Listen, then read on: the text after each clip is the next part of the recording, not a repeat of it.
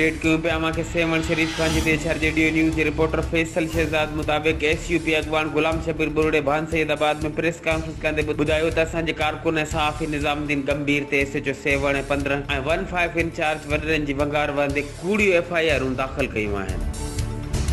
गुलाम शबीर बुरुड़े एहतजाज कंदे SHO 7 ज़ुल्फ़कार ओढाणो ऐं 15 इंचार्ज मंजूर दल ख़िलाफ़ ॻाल्हाईंदे चयो त ऑफिसर वडरनि जी वंगार वंदे साफ़ी निज़ामुद्दीन गंभीर ते कूड़ी FIR कटे उन खां पोइ असांजे कारकुननि इमाम अली जतोई असद सोलंगी एहसान ओठो खे 19 डिसंबर ते गिरफ़्तार करे गुम कयो आहे। 23 तारीख़ ते कूड़ो मुक़ाबिलो ॾेखारे गिरफ़्तारी ज़ाहिर कई आहे ऐं इन्हनि ते 3 मुख़्तलिफ़ क़िस्मनि जूं FIR दाख़िल कयूं वियूं आहिनि, जंहिंजे लाइ SUP जी तरफ़ खां 26 डिसंबर ते सॼे जामशोरी ज़िले में एहतजाज कयो वियो ऐं SSP जामशोरो खां इहा घुर कई वई त SHO 7 ज़ुल्फ़कार ओढाणो ऐं 15 इंचार्ज मंजूर दल खे हटायो वञे। उन जे ख़िलाफ़ एहतजाज कयोसीं त हिननि निज़ाम गंभीर खे कूड़े केस में गिरफ़्तार कयो ऐं पोइ उन पंहिंजो सलीम बाजारी ऐं आसिफ शाह जे उन्हनि जे चवण ते गिरफ़्तार कयो वियो।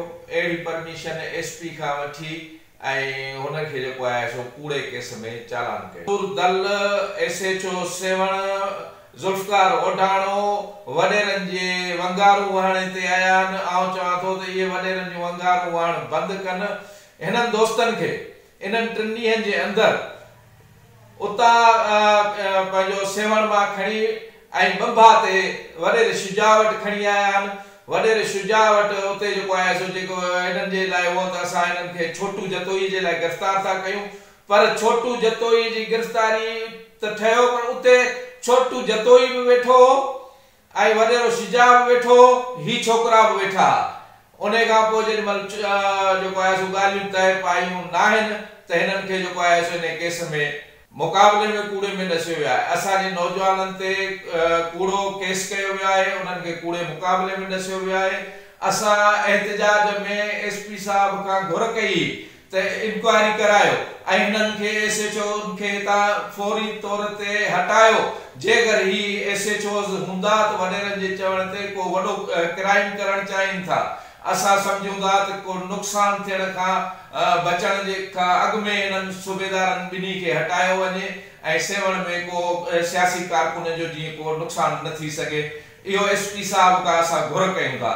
SP साहब तव्हांखे ॿुधाइणु चाहियूं था त जेके बि हिते वडेरा अचनि था उहे पंहिंजो SHO अचनि था उहे वडेरनि जे चवण ते क़ौमी कारकुननि ते केस करे ऐं SP जे ख़िलाफ़ कनि था। असां SP जे ख़िलाफ़ कंहिं बि चङे ऑफिसर जे ख़िलाफ़ न आहियूं, पर जेकर असांजे कारकुननि खे SHO तंग कंदा उहे उन्हनि जे SP बि मदद कंदो त असां SP जे ख़िलाफ़ थींदासीं, DSP जे ख़िलाफ़ थींदासीं ऐं उन्हनि सूबेदारनि जे ख़िलाफ़ थींदासीं। असां सां इंसाफ़ न कयो त असां नए साल जी शुरूआत में पहिरें हफ़्ते में हाई कोर्ट में ओढाणे जे ख़िलाफ़ ऐं मंजूर दल जे ख़िलाफ़ आदम अबड़े जे ख़िलाफ़ जेको आहे सो कोर्ट में वेंदासीं। हिन महिल ताईं SSP को बि तदारक न कयो। हिननि वरी SSP जामशोरो खां घुर कई त हिननि ऑफिसरनि खे फौरी तौर ते हटायो वञे। ॿी सूरत में असां हिननि ऑफिसरनि ख़िलाफ़ हाई कोर्ट में वेंदासीं। HRJDO न्यूज़ ते हिन वक़्त ताईं बसि एतिरो ई। वधीक ख़बरनि ऐं अपडेट्स लाइ ॾिसंदा रहो HRJDO न्यूज़।